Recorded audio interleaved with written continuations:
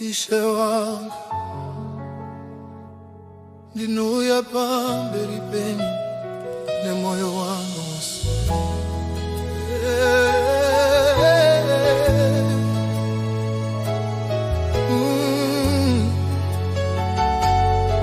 Ishe wangu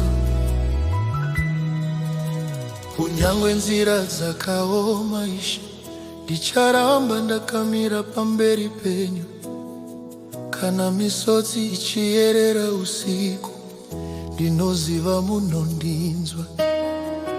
Kana simba rangu repera ndinosimudza maoko angu, ndinodana zita renyu Jesu, nekuti ndimi tariro yangu.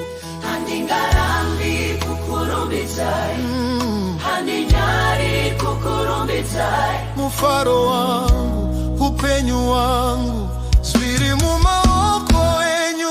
Ndicharamba ndichinamata, ndicharamba ndichikurumbidzai. Mumweya nemuzvokwadi ndichakusimudzai Mwari wangu. Ndicharamba ndichinamata Ishe, zita renyu ndichariremekedza. Upenyu wangu wose ndichakurumbidzai. Kana zuva richibuda Ishe, ndinokupai rukudzo rwese. Kana rima rikavhara nzira, ndinoramba ndichikurumbidzai. Hamusi Mwari wemazwi chete, asi Mwari wemabasa. Makandichengeta kusvika nhasi, ndokusaka ndichinamata. Handingarambi kukurumbidzai, handiregi kukurumbidzai.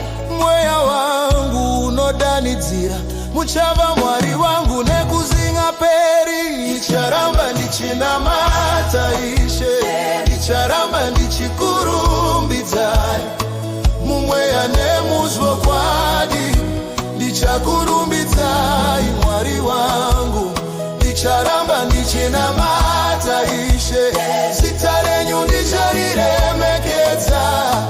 Upenyu wangu wose ndichakurumbidzai Mwari wangu.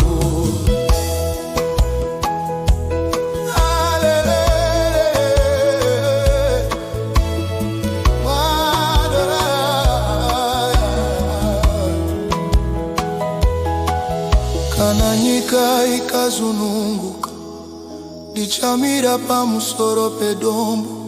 Zita ra Jesu harizununguki, ndicharirumbidza nekusiya peri. Kana zvese zvikandisiya, imi hamumbondisiya. Ndokusaka ndichidanidzira, ndichinamata, ndichinamata. Ndicharamba ndichikurumbidzai. Mweya wangu noti haleluya. Imi mega makafanira.